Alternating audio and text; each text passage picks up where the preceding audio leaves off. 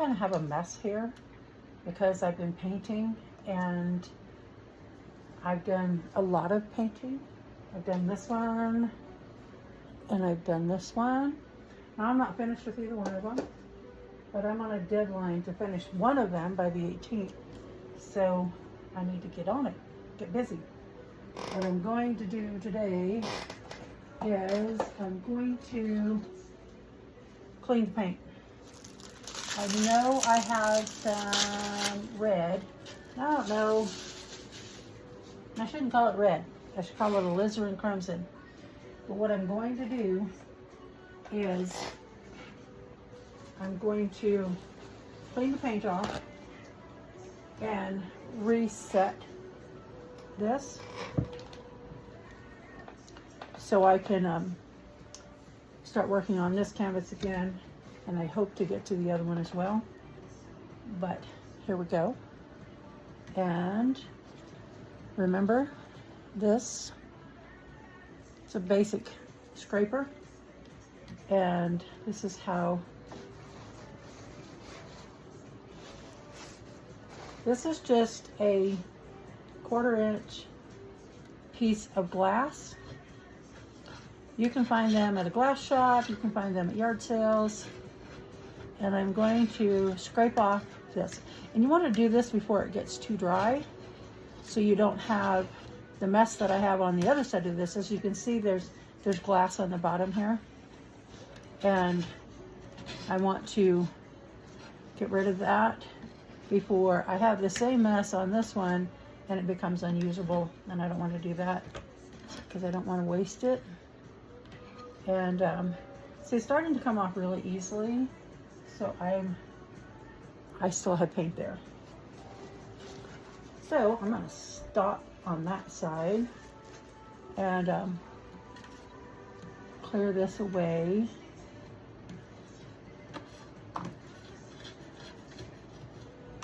So I want to get it down to where I just have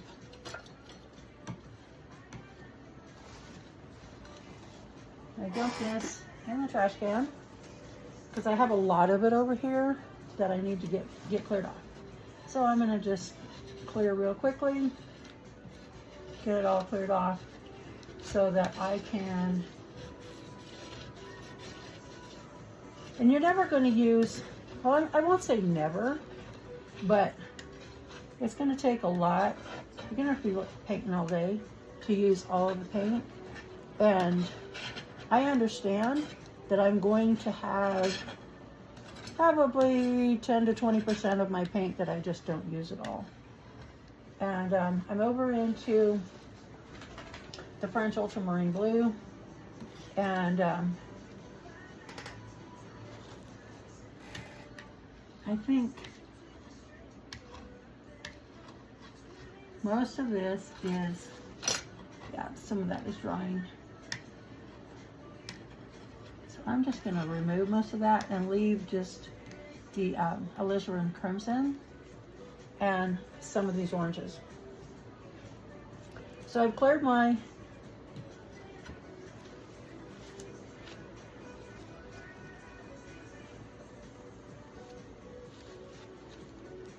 little palette here, and I'm gonna wipe it. Wipe my knife and set it to the side in a safe space. I don't want to put it on the table that I usually work on doing other things because it'll get yucky things on things I don't want yucky things on. And you can see that's not paint, that's paint on the other side that's already dried. And wipe this down. I missed a spot here. And it's much easier to paint when you have a and mix your paints when you have a smooth surface, and you want to make sure you get all of that yuck off. So throw that away. Now remember, I have this liquid in here, and it's gotten, I don't know if you can see it or not, so I'm going to wipe it out. chances are it may still be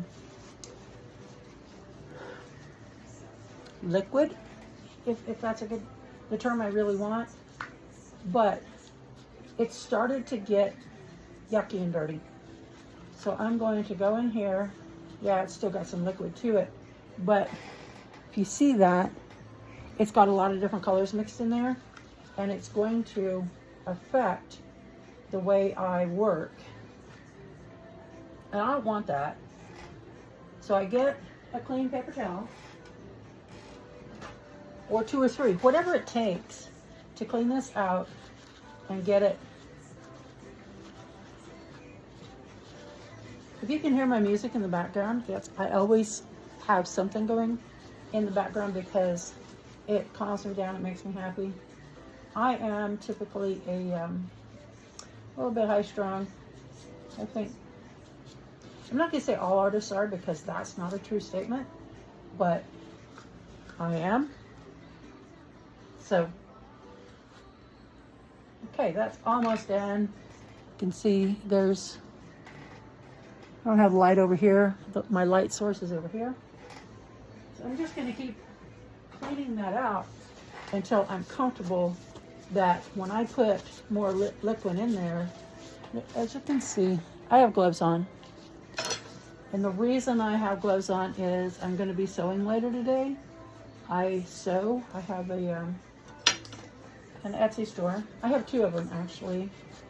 One of my Etsy stores is, I make specialty skirts and sell them.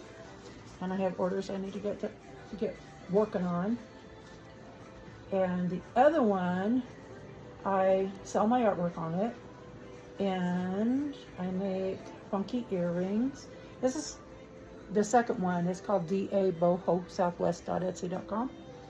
And I'll post those in the comments. But my work, this is what I do. This is how I make a living. But everything in the Boho Southwest site is has a boho 70s glam to it, including the artwork. Well, this is the type of work that I do. I do some Dutch pouring also, but it's a little bit different. But everything that I do that is really artistic is on that page. So, yes. And I'm probably going to have to use the pliers again. Oh no. Yes. Pliers, where are you? If this is the first time watching my videos, I have this funky tool, and since I have the gloves on, this is a tool where you can open the tops of these. It works quite well. You can just put it over top, squeeze, and it opens quite well. Now, it does not fit this. So, if I remember correctly, these are called channel locks, and I've got it worked out here. This is an old pair of pliers.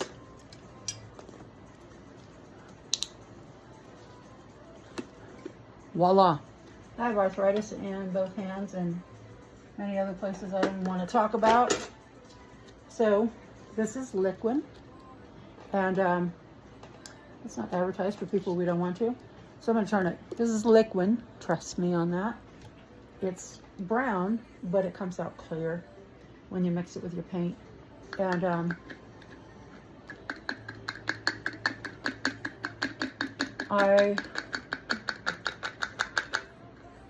it's thick and gloppy. Takes a minute. And this is what it looks like. And as you can tell, it lasts quite a while in there because I've had it in there for days, like almost a week. But I always put a lid on it. I have this nice little lid. You can buy these. It has a little thing on the bottom where you can clip it on the edge here. I have no idea where that went. So let's set this over here, set it aside. And now I have cleaned this. I have some brushes that I cleaned in the, I paused you. Let me try that again. Let me make sure you saw what I was doing because it's important. This is an old jar. It's an old jelly jar. I have odorless turpentine in here, and I'm scrubbing my brushes in here, and oops, I got it in there wrong, and that is why you don't leave them in there too long, because you see the little hook on the brush? When you put it in there to leave it, make sure you slide it down the edge, so you try to get on the edge. And the best thing is, don't leave them in there too long. I have, there it is. The other thing that I wash my brushes in is, this is, take it to the kitchen, take it to the bathroom, whatever works. This is a bar of dial soap. Now you don't do it every time because your brushes will dry out, and there's such a thing as pink soap. There's other things that, but I've cut it up and I put it in a container, and so there's edges, and you can run your brushes across those edges and clean them, which is something I really, really need to do. So that is my cleaning video on how to clean off the palette, which for me is just basically a glass, and it sits here on my table. If you haven't seen my table, it's a very cool little table, and this stays in one place simply because I have it attached in the back. There is a video that explains how I attach it in the back, and I will do my best to remember to attach that video in the bottom. I will try. Anyway, enjoy.